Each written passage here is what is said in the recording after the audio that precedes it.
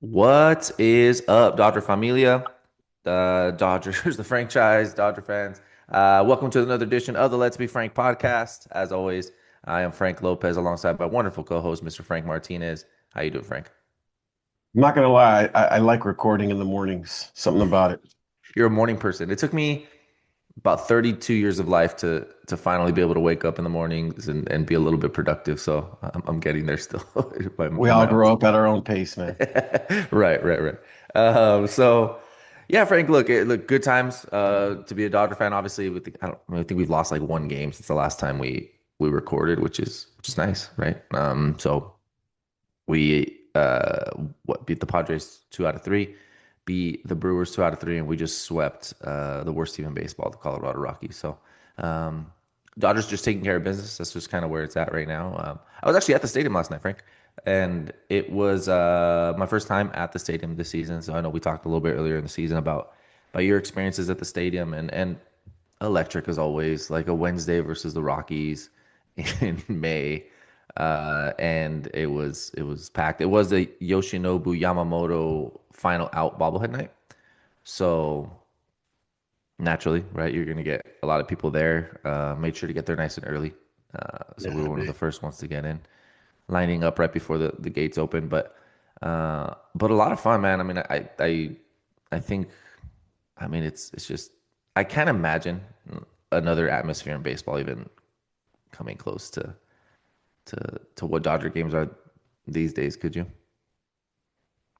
Yeah, I mean, I don't know the experience. I'm not like a concert goer, myself, but I hear of like the 80s and the rock and roll Yeah. peak and things of that nature, or just big music artists over the years and popularity that they have.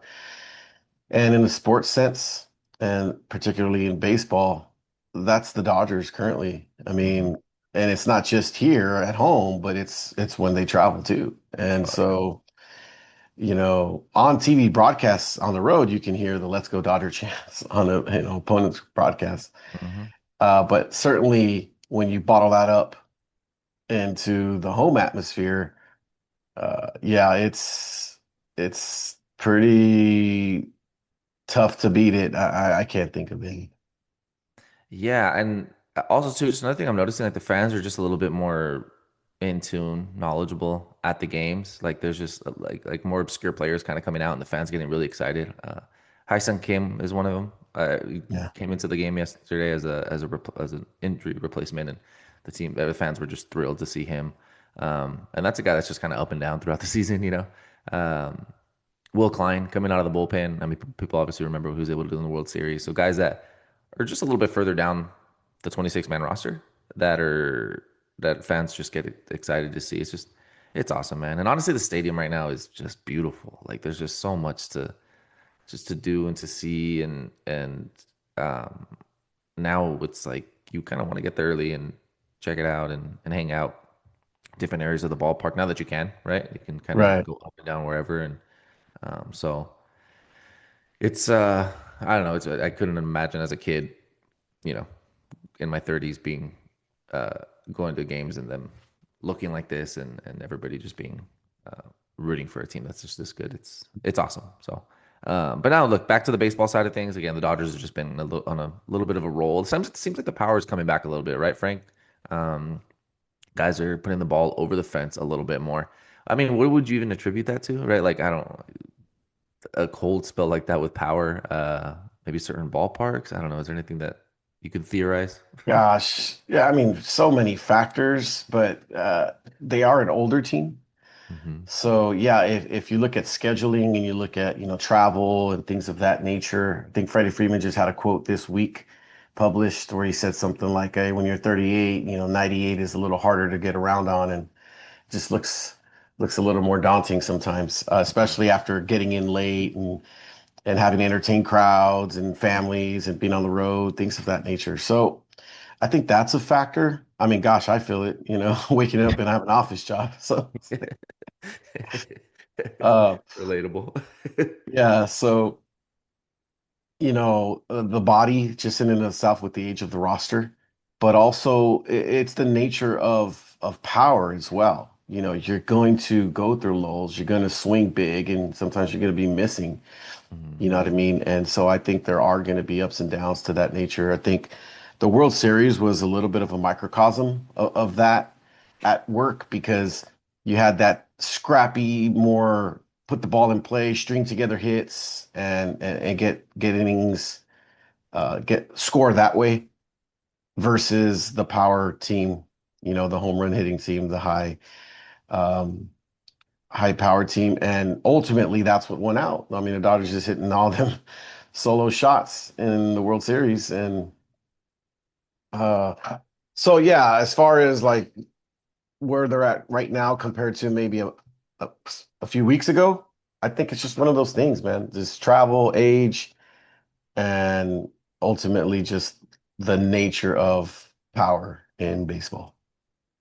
Yeah, yeah, I think that's probably is what makes the most sense. It just takes just a little while to heat up, like heat the body up a little bit, get into uh, a rhythm with your swing. And obviously, again, faced some opponents that were just at the Dodgers' throats, obviously, earlier in the season, and yeah, that makes a lot of sense. But look, I think we're what four games, 4.5 games up uh, in the National League West. Yeah, 4.5 games up in the National League West. Uh, D-backs and Padres are actually tied for second place now, right? Is that something that you foresaw going into the season? Those two teams battling out for second best. Yeah, that my son and I both predicted the D-backs to finish second place in the NL West, and looks like that could very well happen. They have a little bit more of a balanced roster, I think, than anyone else, including the Padres. And so, yeah, this Padres hot. Where were we about 3 weeks ago? Maybe less. Where just all this talk about, yeah, look at what the Padres are hot, and I think they took that first game, and it's like, this is such a marathon, man. You guys are over here running your fastest, Hmm. like it's a sprint. And so definitely. Now, can the D-backs compete at the greater level? I'm not so sure quite yet, but they are quietly building a solid roster, a more balanced team that, you never know. Those kind of teams could get hot, us against the world kind of mentality, and they have talent. So um, it's hard to hate the D-backs, you know what I mean? It's hard to have like strong emotions against them. They're just, Hmm. if you want to talk about little brother with other divisional opponents, they're like the baby brother, right? Right, right, right. However, they've had more success, than some of the other ones in our division. At least That's true. in any event, yeah, definitely thought that this could happen, and it looks like it is, at least for now. It's going to be interesting to see how the rest plays out. Yeah, the D-backs, they're just doing nice work over there. I mean, yeah, like you mentioned, they're putting together a really nice ball club, and you mentioned like you never know, a team can get hot. Well, they did like like 20 years ago, like was it 2023, making it all the way to the World Series and having a shot there. So that can absolutely happen. So it looks like they're putting just their money in good places, and yeah, I think they're a little what they have going is a little bit more sustainable than what San Diego has going, but San Diego does have some talent at the top. I mean, no doubt. So we'll see what prevails. But I mean, I think all of us foresee kind of what's happening right now just to kind of continue. So the wrenches that you can always throw in that are injuries, right? So it's probably worth mentioning a couple more injuries. We were excited about Kike Hernandez getting back onto the 26 man roster. Just more curious than anything to see what that was going to look like, I guess. Yeah, But it was short lived, right? Was it an oblique strain that he has? oblique tear. Oblique tear. Just I mean something that you just don't want to hear a tear of No. anything. And so that's rather unfortunate, and especially, I mean, it was 2 games, but he looked like he was pretty locked in, swinging a good bat. He already had a home run, multiple extra base hits, and so unfortunate, right? Next man up. So I'm sure we're gonna see a little bit more. What Alex Call, possibly some more Kim, right? Maybe some minor league call ups here in the near future. So we'll see what happens there. And also Teoscar Hernandez, with a hamstring. You saw an update this morning about that? Yes, that's multiple weeks or several weeks rather. So That's an IL stint, which, hey, look, early in the season, remember we are talking about like how, what are they going to do? They got, log jam here and there, and this stuff just seems to work itself out. Much like the pitching standpoint, last Snell, guys currently on the IL, you can get other guys a shot, and the Dodgers have so much depth, and I think we're going to see it. I anticipate at some point we will see one of these call ups that we've been hoping for because there will be room for it, and um, we'll get to see some of that, and like you just mentioned, the whole next man up idea is, I think, really, if the Dodgers are hated now, I think that's where it comes into play. Because where have you seen some of the most hate this season or the loudest hate? It's been when Dalton Rushing was just mashing. And they're like, this is their backup catcher. You know So what I mean? true. And so when you see some of these guys that are just waiting for their shot to come up, and if any of them hit, you're going to hear a lot of that again. Yeah. And these days, it's going to be the Dodgers aren't going to miss much when it comes to call ups because there's not going to be just a an overflow, I would at least on the offensive end, of guys coming up and needing to contribute just because of the options that we have on the major league roster. So like I think in the recent years, the injection that the farm has given us has been Andy Pajes and Dalton Rushing, right? And production wise, I mean like what their roles are. Look, Andy Pajes soaring above expectations, I think. Which is beautiful to see, and what you're getting out of Dalton Rushing as a back from a backup catcher. Anytime you can say anything about your backup catcher producing is going to be a good thing, right? Yeah. And in this case, he has in a few different occasions. So I don't know what his numbers are going to look like over the course of a season, right? But basically, when you have your backup catcher in there, historically, you're not accounting for very much offense, right? But if this guy can run into a few throughout the season and just continue to learn the pitching staff and honestly learn from Will Smith, which is just a great example to have, you're going to have that. So yeah, if these guys get called up for, I just looked at the Athletic put out like their top 50 prospects in baseball. The Dodgers have five of the top 50 prospects right now. Insane. Uh, and which, if you just want to do the math there, that's 1/10. There's more than 10 Yeah. teams in baseball, right? Like Yeah. there's 30 Right. teams in baseball. So the Dodgers just filling up.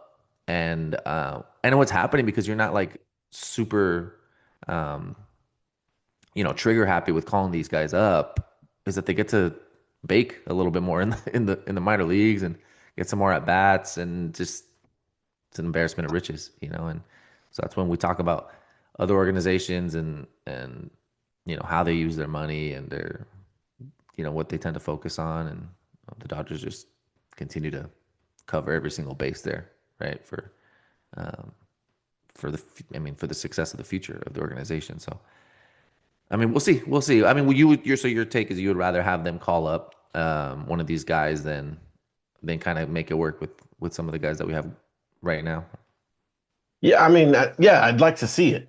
I think it's time. You talked about the baking um, metaphor, and I feel like the oven's beeping on a couple of the guys, or at least very close to that point. And so, let's look at it. I think a little bit of like, remember when Adrian Gonzalez went down uh, back in what was that 2017, and it was like we were just waiting for Cody Bellinger to get a shot, and he just didn't look back.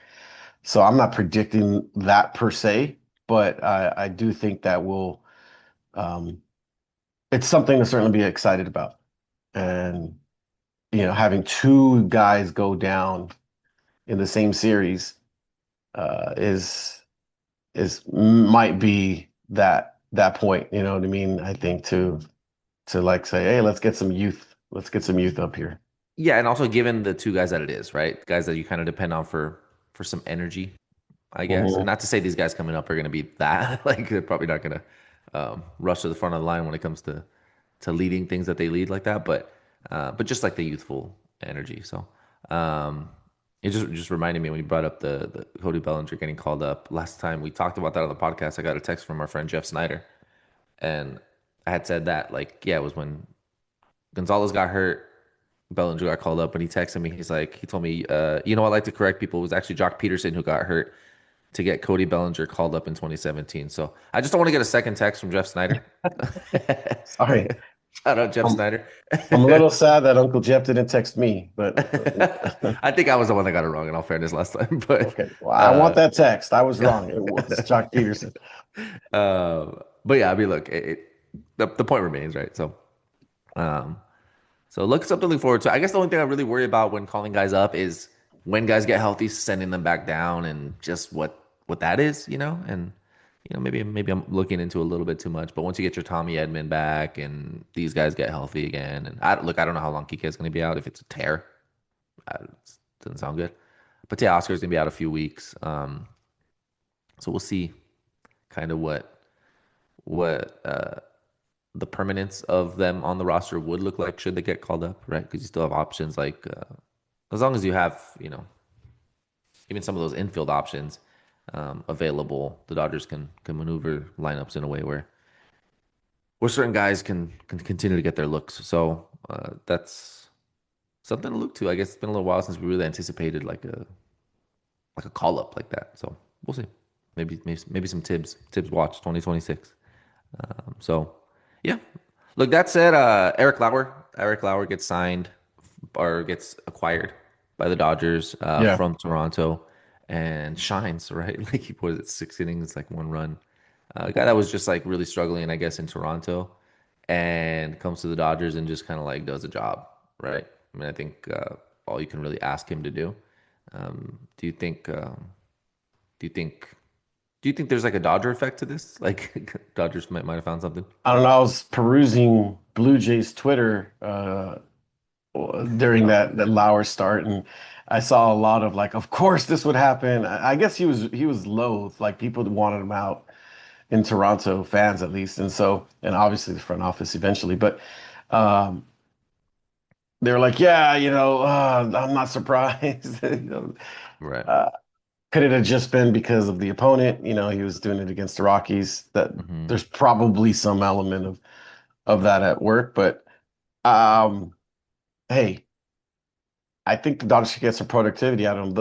The person or the comparison that came to mind once he was acquired to me was James Paxton a couple of years ago.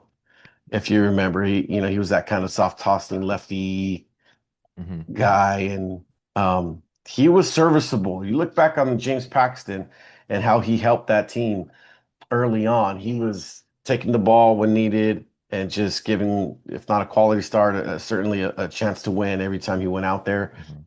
and ate up innings and stuff. So I, yeah, I was happy for it. Like, and for me, look, the best game I have and probably will attend in my life was Game 3 of the 2025 World Series. And Hmm. so, I mean, I've watched that game a couple of times just because. Hmm. It's like a great movie. Yeah, like we all And have guilty as charged. yeah, yeah. And well, and because I was at the game, so Yeah, yeah, I didn't reliving get it to, from another. yeah, from the other side. But Eric Lauer, he was matching our pitching staff for a few innings there late in the game. And I remember just thinking, like, this guy, like, goodness, I can't get to him for a run. But so yeah, it's cool. It's cool to have him on this side, on the good side. Hmm. Um, and certainly for a little while at least. Yeah, some of us remember there was an era of Dodger baseball where we just couldn't hit lefties to save our lives, and he was just that annoying lefty from San Diego that would kind of Yeah. hurt us. And so I remember during that game of the World Series also thinking like, oh my gosh, like of course it's of course. How many of course moments do you get in a series like that, right? Mm. So good to see. Yeah, just an innings eater. Again, we don't know what his role is going to be come September. We don't even know what his roster status is going to be at that time, to be honest. So, Right. but if he comes in and gets a few of these starts under his belt, even if it's just a bridge to get some guys healthy. I mean, that's a World Series ring deserved, in my opinion. So it's fun to see. And the Dodgers, I mean, pulling the trigger on the right guy. It looks like hopefully for a few starts there. So, um, yeah. So I think something we wanted to get into. We haven't talked about Dave Roberts a lot this season, uh, right? It's been um, he's probably got as little heat on him as he ever has, right? Mhm. Granted, you win. So, which well deserved. You win back-to-back World Series championships and pulled some of the strings that he has. And he, I mean, at this point is Hall of Famer, Dodger legend. Call it what it is, right? But what do you think about the job he's done in 2026, particularly? Uh, Look, it's a unique job that very few have ever had to do, and that's managing a team off back-to-back championships. And so where the goal, you can go into a season, you can have talent, and you can say, hey, the goal's a championship, everything else is a failure. And there could be some truth to that. But never more than in a season like this, where it is three-peat or bust. And the front office is going to go all in. They're going to plug any holes that they potentially see. They did that already in the offseason. And so it it's a unique pressure that, you know, that is interesting. I might say that he is dealing with a pressure and a challenge ahead of him that very few will ever understand. And so, how has he done with that so far? I mean, people, for all of the outcry of the fans and the offense, and look at this and the pitching and this, there's so much complaint. The Dodgers have, if not the best, I would say the best pitching staff in baseball currently, right now. They are top three in offense. Uh, for all this talk about the Braves, the Dodgers are a game and a half behind the Braves as we stand here at the end of May almost. Hmm. So, and he's the captain of that ship. Yeah. He's the one, like you said, that has to pull the strings, has to manage everything. And he's doing it. Hmm. And on top of the challenge of like having the bullseye on your back, going for the three-peat, it's the continuous, and this is where he is at his best. Um, and he always has been, even when there was their criticisms for the first several years of his managerial career, is managing that clubhouse and getting the buy-in from superstars, young guys, and everyone in between, right? To buy in and say you're part of something bigger than yourself. Hmm. You might be making the most money at your position in baseball or the most money in baseball in general.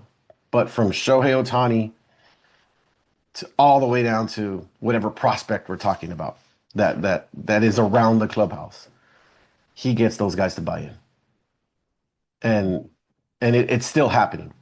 Yeah. The fact that uh we're just talking about the roster crunch right now and injuries and who's going to fill what and guys just moving around positions and being willing to do what is needed for the betterment of the team. He's managing all that. And so, what kind of job has he done, man? He is the guy for the job. That's what I say. Hmm. Whatever grade you want to say to that, he's the one that you would want doing this right now. Couldn't agree more. Look, with Dave Roberts, like you mentioned, the unique position that he's kind of been put in here. It's kind of, I guess you gotta kind of walk when you have success in anything in life, right? You kind of walk the fine line of like continuing to do what got you there, but also leveraging those results and doing certain other things with a little bit more conviction. So what I have seen a little bit of um, is him, I think, managing the the big dogs a little bit differently, in my opinion. So I think Okay.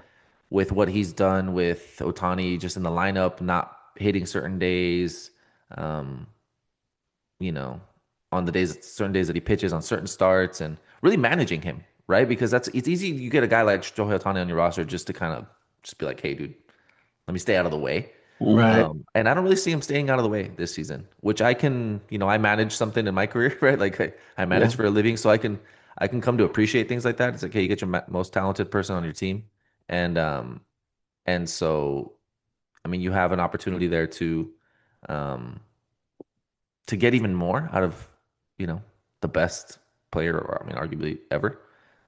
Yeah, so he's managed Shohei Ohtani to a degree that probably nobody, at least on this side of the planet, has, and because I don't think he was really getting much of that in Anaheim, and And honestly, the earlier part of his Dodger days, I think they were just kind of learning his routines, learning everything. And so this year, you're kind of seeing that, telling him no, like you're not going to hit today, you're going to pitch.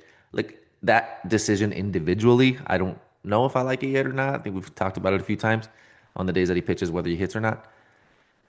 But just the mentality, right? Of like, hey, like hey, I've managed three World Series teams now. Like I've got three rings. Like you got to move in the direction that I'm trying to move this ship. And Buy I know there's in, a little yeah. bit more concerning. Like I think we talked a little bit about Yoshinobu Yamamoto's usage a little bit and kind of just leaning on him. I don't think we've seen him lean on starting pitching this way since honestly probably Clayton Kershaw, in my opinion. And there was ups and downs to that as well. So I will say that he's I think look, he leveled up career wise as a manager. Over the course of the last two seasons, especially after this last one, he leveled up, right? So I think even free agents coming into a new clubhouse and you see Dave Roberts, you're at this point in his career, you're gonna be like, oh my gosh, that's Dave Roberts. Like, of course I'm gonna follow. And so I do like seeing that a little bit. And I think he's probably going to give guys that don't like having too many days off, a few extra days off that are probably going to need him or need him to give them. So that's just a little Yeah. bit that I've seen. Yeah, protecting players from themselves a little more. Yep. I will say one criticism that I still have, and that is his you want to call it playing coy or just his approach to when there is any sort of an injury to a player. And I don't know if this is an organizational strategy or if it's just the way he does things in his normal life. I don't know. But Hmm. I mean, the guy could have, you know, something obvious and he'll still give that ambiguous, we don't think it's too bad, some kind of plain Jane response to the media. And then it comes out like, yep, this guy's out for the season. All right. Yeah, he was way off on what he initially reported to us. I don't know why that continues to happen. Um, but it's annoying as a fan, Yeah. obviously, more than anything. Um, and if you want to say, well, what's the answer to that? Like, what could he do better? I don't know. Maybe just a little more honesty. Because I don't know why you have to do that. Like, I can understand why Phil Jackson would do that back in the day. And yes, I'm equating, Dave Roberts to that level of a Phil Jackson's Fair. type. But I remember back in the day, he would do that in the middle of a series, Hmm. right? Like a playoff series, and that would make more sense. But in April, if someone has a sprained ankle or not, Yeah. just tell us. Yeah. Yeah. I feel that. Like, I don't know again, if it's organizational or just him, I would imagine a combination of the two. That's probably why the front office, um, I mean, loves him, like uh, just the way a, he's an ambassador of the Dodgers, right? And when you put a mic in front of his face, it's given how many times he's had to answer for certain things. I mean, he's been 99.9% on, in my opinion. So I would imagine that they're aligned in that approach, him in the front office. But yeah, it is annoying. Right? It's what's the point in August? Like if somebody gave you the information already, like you know, just confirm it to us. Don't leave us guessing or losing a little bit of sleep, not knowing you know the Yeah, results of a certain test or whatever. So I get that. Yeah.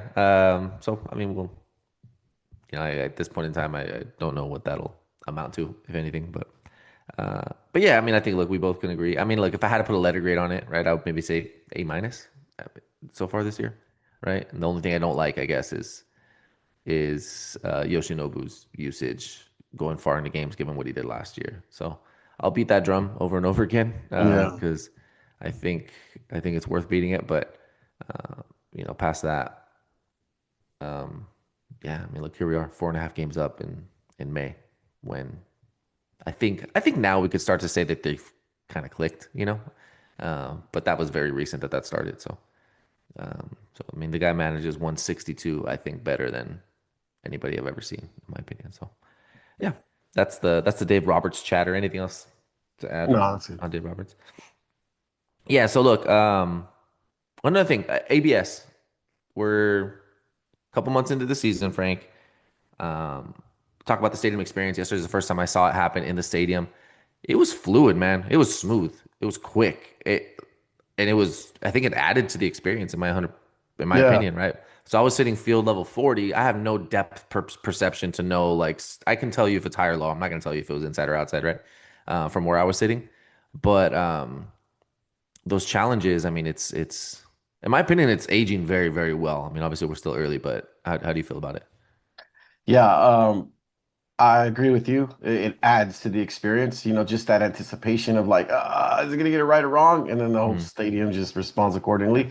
That's super neat. That was something that I didn't foresee for sure. The one thing that I've seen happen a few times now is where the umpire will just decide to not acknowledge a player's challenge request and say, "No, you took too long," or I think there was even a couple now where they called a challenge and the player's like, "No, man, I was just adjusting my hat or my helmet or Oh whatever." yeah, It's like, yeah, yeah. so that still allows, the umpire to have some control there that I think is a little dangerous because that can prove costly in a big spot, right? Yeah, If game you, 6 of the NLCS, some little thing like that happens. Like, come on. Yeah. yeah. Yeah. Okay. Yeah. Like, I guess there's some loose ends can you depending. challenge whether or not I challenged or not? Yeah. Oh my Like, goodness.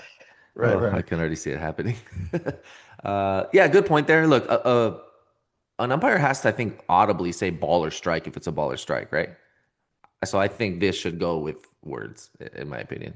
yeah, The combination, like, oh, challenge, then you get a challenge. I don't know. I guess those are tight ends that we need, or to loose ends that we need to tighten up a little bit. right. So, but again, I think like as far as like how smooth it goes in the stadium, I mean, I don't think it could be any better as far as like how quick they are with it, Mhm. putting it on the jumbotron and then calling it.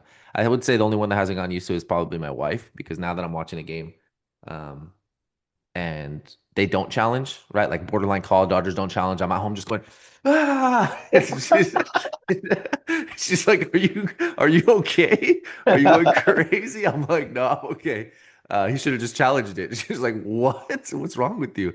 Hey, So she's still getting used to the next evolution of your marriage, Frank, it. Yes. is challenging marital issues at home, marital Yeah. concerns. Like, hold on, a little too much hot sauce on that. Did you feed the dog? But I would say it's the only person so far that I've seen that that might have something to say against the AB against the APS because I look like a madman watching these games sometimes at home. So, no, but all in all, I think, and then you get the call right, right? You get the call right, quite no questions asked. It's been great. So, these are things that going into the season we're kind of like, Yeah. questions. 2 months in, I think we're doing a good job with it. So, yeah, Frank. Anything else? Over the past week or something? Anything else you wanted to bring up? No, I think that's good. I'll just say like it's still a long season and it's still only May. So even with this turnaround, that we're enjoying, if they lose a series, here in the next couple weeks or something, it's gonna be okay. That's not for Yeah. you, obviously, Frank, but Right, right, right. Yes, and look, that said, we have a series against Philadelphia this series. Again, they're going to be out for blood, right? yeah. And how long that playoff run felt last year, um, it was honestly came down to an error from a pitcher throwing to home plate in an elimination game at Dodger Stadium, which was the Phillies. So that's the type of thing that you replay in your head over and over and over again, and they're going to come out um, hot. And they're a very good team. They're a very good team, really talented team. So Dodgers have to be ready, right? Don't be on your heels. I know you swept a bad team, but it's time to, So I like to see, against maybe some better pitching, some runs scored, put up some good numbers a few times, and the pitching just to continue to do what they've been able to do. So yeah, anything else you're excited about from the Phillies series? Sanchez has like a inning streak, right, or something like that. Yeah, I think he's up to like 42, somewhere in that range. Maybe north of 42 consecutive innings, Okay, scoreless innings pitched we now. need to So end that. And Yeah, let's the end it. Dodgers need to. It has to be the Dodgers need to be the Yes. one that. Considering the Dodgers hold the top two spots Yes. on that, yeah, Yes. it should be them. Uh, so there's something to do, assuming he's going to pitch. I haven't even looked to see if the pitching lines up that way, but yeah. So look, we can end with that. Another good episode. Morning edition of the Let's Be Frank podcast. So again, everybody, I appreciate you guys sticking around this long. YouTube.com/ at Let's Be Frank Pod. We're on X at Let's Be Frank Pod. We're on Instagram at Let's Be Frank Pod. Full episodes on X, on YouTube. You'll find clips on Instagram mostly, and also shorts on YouTube. You'll see those as well, and X. We'll put everything everywhere. So let's try to see that subscriber count go up a little bit. So if you guys find us somewhere and you aren't subscribed quite yet, if you guys can do us that huge favor, we'd love to see it. We'd appreciate it very much. So that said, we're the Franks. You guys are the franchise. We'll see you guys next week. Peace.